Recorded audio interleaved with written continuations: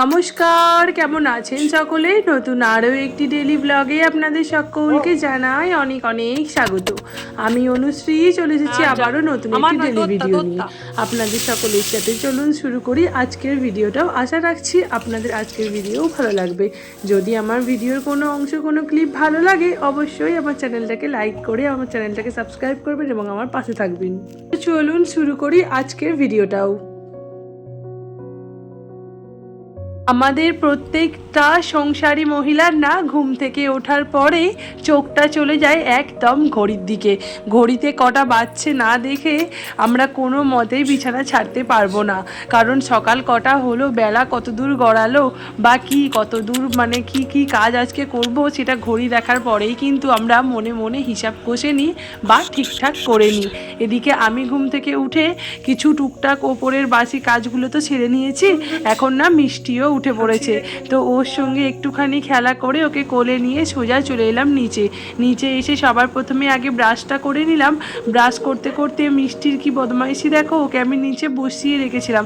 ও তো বসে থাকার মেয়ে না, এদিকে আমাদের পয়েন্টেটাই নামবে বলে সেইটা আর কি ব্যবস্থা করছে ও। তো এদিকে ও পয়েন্টেটাই নামছে, মানে এটা নামা ওঠাটা এখন বেশ ভালো শিখে গিয়েছে। তো ওই যে পা মোছার চটেই ও বসবে, ওকে যদি তুমি সরিয়েও দাও ও সরবে না।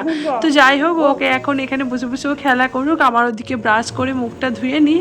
তো মুখ ধোয়ার পরেই না আমি জামা কাপড়গুলো ভিজিয়ে নিয়েছিলাম, কারণ জামা কাপড়গুলো ভিজিয়ে একটুখানি রেখে দেব। আর তারপর ততক্ষণে মিষ্টির খাওয়ানো, আমারও চা খাওয়া হয়ে যাবে। আর ততক্ষণে জামা কাপড়গুলো অনেকক্ষণ মানে 15-20 মিনিট মতো তো ভিজে যাবে, তারপরে কাচতেও সুবিধা হবে। তো সেই জন্য জামা কাপড়গুলো আগে ভিজিয়ে নিচ্ছি। যখন বিয়ের আগে একজন মেয়ে হিসাবে আমি থাকতাম, এত কিছু বুঝে শুনে এত কিছু ভাবনা চিন্তা করে কাজ করার কোনো দরকারই পড়তো না। কখনো মনেই হতো না যে এত কিছু ভেবেও কাজ করতে হয়। কিন্তু এখন একজন স্ত্রী, আস্তে আস্তে একজন মা হয়েও তো উঠছে। তো এখন না সমস্ত কাজগুলো একটু ভাবনা চিন্তা করে কিভাবে কম সময়ের মধ্যে হয়, কতটা তাড়াতাড়ি করা যায় বা গুছিয়ে সুন্দরভাবে করা যায়, সেগুলোরও চেষ্টা থাকে। তো হ্যাঁ, বলবো না যে সবটা পারফেক্ট করি, কারণ পারফেক্ট অবশ্যই আমি পারি না, এবং কোনো মানুষই পারফেক্ট সমস্ত কাজ কিছু করতে পারে না। যাই হোক, এদিকে আমি চেষ্টা করি আমার কাজগুলো সুন্দরভাবে করার।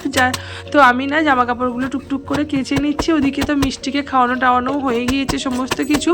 এখন ওই বাজছে 7:45 মতো। কাচাকাচি তো শেষ করে নিয়ে তারপরে কুটনোগুলো কেটে নিয়েছি, আর মাকে বললাম যে তুমি যাও গিয়ে শুকোতে দিয়ে এসো, আজকে আমার আর সময় হবে না। তো এদিকে না কাটাকাটি করে নিয়ে চলে এসেছি সোজা রান্নাটা চাপাতে, জলখাবারটা আর কি করে নিতে। কারণ ঘড়ির কাঁটা প্রায় 8:45 দিকে চলে গিয়েছে। এখন না করে দিলে না জলখাবারটা ওরা 9টা 9:30 মধ্যে খেতে পারবে না। প্রথমেই একটুখানি দেখলে জিরে আর শুকনো লঙ্কা দিয়ে তেল লঙ্কা করে নিলাম। আর তারপরে এদিকে উচ্ছেটা ভাজতে দিয়েছি। আর উচ্ছে ভাজতে ভাজতে আর কি মানে গ্যাসটা কমিয়ে দিয়ে এখানে আমি চলে এসেছি আলু ভাতে আর কুমড়ো ভাতেটা মাখার জন্য। কারণ যখন কুটনো কাটতে বসেছিলাম না, সবার প্রথমে আলু আর কুমড়োটা কেটে সিদ্ধ করতে বসিয়ে তারপরে উচ্ছে কাটতে এসেছিলাম। যাই হোক, এদিকে আলু ভাতে আর কুমড়ো, ওদিকে উচ্ছেটা ভাজা হচ্ছে হোক, এদিকে আমি এই দুটো আলু ভাতে কুমড়ো ভাতে এগুলো মেখে নিই, কারণ এক্ষুনি সবাই খেতে চলে আসবে, তো ওদেরকে না খেতে দিতে হবে। আর তার সঙ্গে না আজকে যেহেতু মাছ ছিল, তো ভাবলাম জলখাবারে সবাইকে একটা করে মাছ ভাজাও দেবো।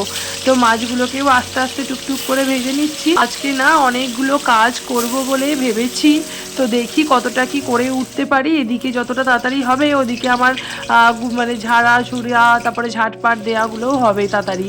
তো আজকে না ওপরের মানে দাদা ভাইয়ের ঘরটা শুধু গুছিয়েছিলাম, কিন্তু বারান্দাটা না আর গোছাইনি বা ঝাঁটও দিইনি, কারণ বারান্দাটা আজকে ঝাড়বো ভেবেছি। বেশ একটু ঝুলঝুল হয়েছে, তো ঝুল থাকলে না দেখতে একদমই ভালো লাগে না।